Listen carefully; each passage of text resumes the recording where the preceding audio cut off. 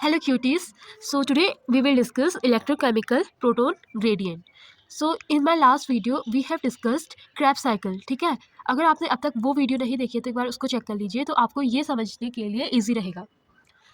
तो एक्चुअली अब तक क्या हुआ था, हमारे पास 4 कॉम्प्लेक्सेस थे इलेक्ट्रॉन ट्रांसपोर्ट चेन में. Complex first, second, complex third and complex fourth.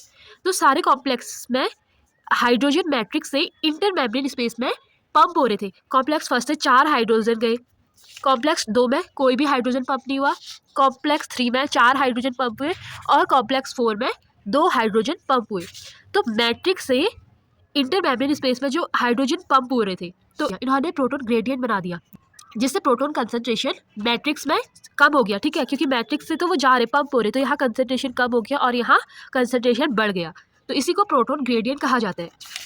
So pumping of proton creates the proton gradient across the inner mitochondrial membrane. तो जो भी प्रोटोन मैट्रिक्स से इनर माइटोकॉन्ड्रियल मेम्ब्रेन को पंप होता है, तो वो प्रोटोन ग्रेडियंट बना देते हैं, जिससे कि प्रोटोन का कंसंट्रेशन इंटर मेम्ब्रेन स्पेस में ज़्यादा हो जाता है और मैट्रिक्स में कम हो जाता है. ऑब्वियसली मैट्रिक्स से सारे प्रोटोन ऊपर की तरफ जा रहे हैं. मैट्रिक्स से, this is matrix, okay. Matrix से कॉम्प्लेक्स के through, complex first, third and fourth के थ्रू सारे हाइड्रोजन्स ऊपर जा रहे हैं इंटर मेम्ब्रेन स्पेस में. This is inter membrane space. तो यहाँ का मैट्रिक्स का कंसंट्रेशन कम हो जाएगा और यहाँ का इंटर मेम्ब्रेन स्पेस का कंसंट्रेशन बढ़ जाएगा. This is proton gradient. अब इसका काम क्या होता है ना, ये एटीपी सिंथेसिस में काम करता है कीमोस्मोसिस के थ्रू. कीमोस्मोसिस क्या होती है, ये एक प्रोसेस होती है प्रोटोन मूवमेंट की across membrane to produce energy in form of ATP. यहाँ से एटीपी की सिंथेसिस स्टार्ट होगी. Proton gradient drives proton back into matrix through ATP synthesis leading to production of ATP. अब पहले क्या हुआ कि ये मैट्रिक्स से प्रोटोन ऊपर गए इंटर मेम्ब्रेन स्पेस में और इन्होंने यहाँ बनाया प्रोटोन ग्रेडियंट. अब यही प्रोटोन ग्रेडियंट, प्रोटोन यहाँ से वापस मैट्रिक्स में आएंगे through a complex known as ATP synthase, और फिर जाके सिंथेसिस होगी एटीपी की. तो अब देखते हैं. Complex fifth is known as ATP synthase, क्योंकि यहाँ से स्टार्ट होगी एटीपी की सिंथेसिस. इसमें 2 कंपोनेंट होते हैं, F0 and F1. F0 embedded होता है, मीन्स एकदम धसा हुआ होता है माइटोकॉन्ड्रियल मेम्ब्रेन में, और F1 टाइटली बाउंडेड होता है F0 से, और ये मैट्रिक्स के तरफ को होता है. ठीक है, F0 एम्बेडेड होता है, मीन्स कि धसा हुआ होता है इनर माइटोकॉन्ड्रियल मेम्ब्रेन में. This is inner mitochondrial membrane.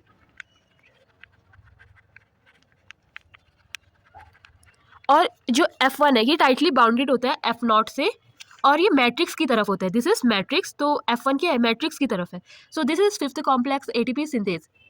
अब यहाँ क्या होता है ना कि 4 हाइड्रोजन, ठीक है, इस तरीके से 4 हाइड्रोजन बाहर से अंदर की तरफ आते हैं, बाहर से अंदर की तरफ आते हैं और एडीपी बना लेता है एटीपी. तो हम कह सकते हैं कि हमें 4 हाइड्रोजन यानी कि 4 प्रोटॉन चाहिए होते हैं for 1 ATP synthesis. So this is all about 5 complexes of electron transport chain. अगर हम एक NADH को तोड़ते हैं तो ये ट्रांसपोर्ट करता है 10 प्रोटॉन्स को. ठीक है, ये 10 प्रोटॉन्स को ट्रांसपोर्ट करता है. कैसे ट्रांसपोर्ट करता है, 4 हाइड्रोजन को ये ट्रांसपोर्ट करता है बाय कॉम्प्लेक्स फर्स्ट,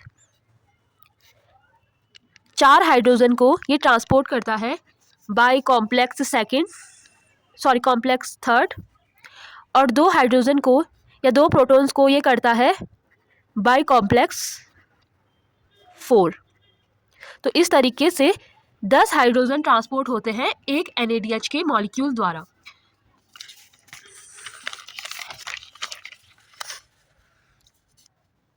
तो क्या कहा मैंने कि ये कॉम्प्लेक्स फर्स्ट है, this is complex first. 4 hydrogen complex first के द्वारा ट्रांसपोर्ट हुए, 4 हाइड्रोजन कॉम्प्लेक्स थर्ड के द्वारा ट्रांसपोर्ट हुए, और 2 हाइड्रोजन कॉम्प्लेक्स 4 के द्वारा ट्रांसपोर्ट हुए. Therefore 10 protons are transported by 1 NADH. अब हमें पता है कि हमने यहाँ देखा कि हमें 4 हाइड्रोजन या 4 प्रोटॉन चाहिए एक एटीपी सिंथेसिस के लिए. We know 4 protons are required for 1 ATP synthesis. अगर हमारे पास 10 प्रोटॉन्स हैं तो हम डिवाइड कर देंगे बाय 4, तो हमें क्या मिल जाएगा, 2.5. तो approx 2.5 ATP is synthesised by 1 NADH। एक FADH2 मॉलिक्यूल ट्रांसपोर्ट करेगा 6 प्रोटॉन को, 4 प्रोटॉन्स को वो ट्रांसपोर्ट करेगा बाय कॉम्प्लेक्स 3 और 2 प्रोटॉन्स को वो ट्रांसपोर्ट करेगा bye complex 4। So since we know 4 hydrogens या 4 protons are required for 1 ATP synthesis, so here we have 6 protons. So 6 proton by 4 equals to 1.5 ATP synthesize. So approx क्या करता है कि एक FADH2 मॉलिक्यूल 1.5 ATP की synthesis करते हैं और जबकि एक NADH 2.5 ATP की सिंथेसिस करते हैं। सो इस तरीके से ATP की सिंथेसिस होती है।